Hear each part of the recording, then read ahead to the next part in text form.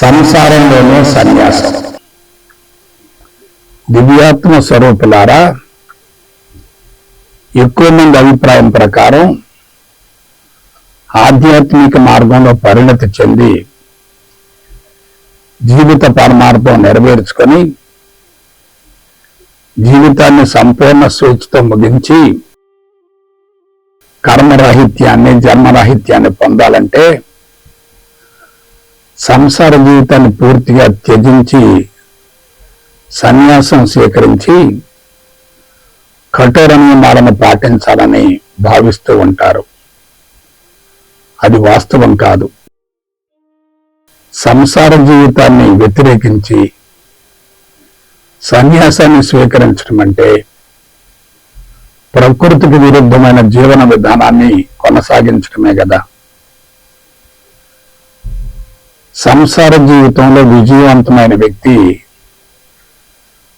సన్యాసాన్ని అందుకోవడం, అనుభవించడం అతి సులభం అవుతుంది.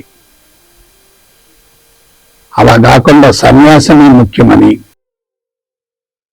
సంసారాన్ని వదిలివేయడం అతి ప్రమాదకరం.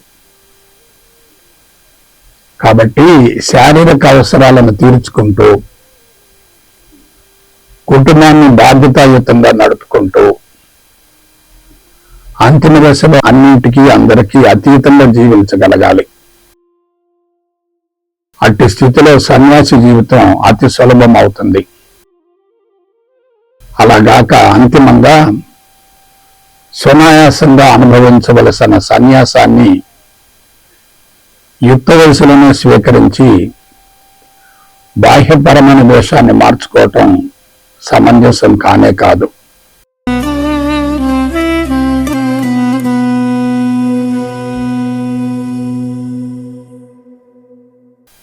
సెక్స్ అనేది అతి సున్నితమైనది.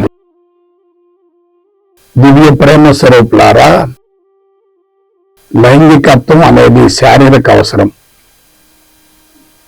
ఒక వ్యక్తికి గాలి, నీరు, ఆహారం ఏ విధంగా అవసరమో సెక్స్ కూడా తప్పక అవసరమే. యుక్త వయసు వచ్చిన తర్వాత హార్మోనుల ప్రభావంతో సెక్స్ పరమైన కోరికలు ఉధృతంగా వస్తూ ఉంటాయి. అది సహజమే. అటువంటి ఆలోచనలు ఉధృతంగా వస్తున్నాయంటే శరీరం ఆరోగ్యంగా ఉందని భావించాలి. అయితే సెక్స్ కోసం అతిగా ఆరాటపడకూడదు, బలవంతంగా అణుచుకోకూడదు, అక్రమ సంబంధాలకు అలవాటు పడకూడదు. సమాజానికి ఉపయోగపడే పవిత్రమైన సంతతిని కానుకగా అందించడం కోసం దానిని పరిమితంగా ఉపయోగించుకోవాలి. లైంగిక ప్రక్రియ అనేది ఒక జీవిత భాగస్వామికి పరిమితమైనట్లయితే సంతానం కూడా ఉన్నతంగా నైతిక విలువలతో కూడి ఉంటుంది. ప్రస్తుతం వివాహాలన్నీ ఆర్థిక పరమైన అంశాలతో ముడివడి ఉన్నందువలన ఆర్థికంగా స్థిరపడక కుటుంబాన్ని పోషించలేక లైంగిక ప్రక్రియలను సంవత్సరాల తరబడి బలవంతంగా వాయిదా వేసుకొని జీవితాన్ని అసంతృప్తిగా బలవంతంగా కొనసాగిస్తున్నారు.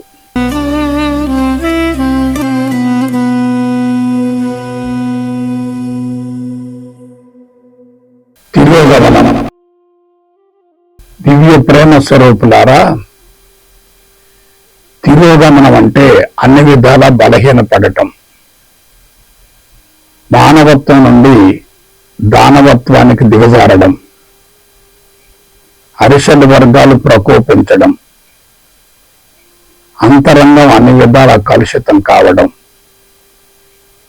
ఆరోగ్యాన్ని కోల్పోవడం, ఆయుష్ కుదించబడటం, అశాంతి పెరగడం, అసంతృప్తి తారాస్థాయికి చేరడం.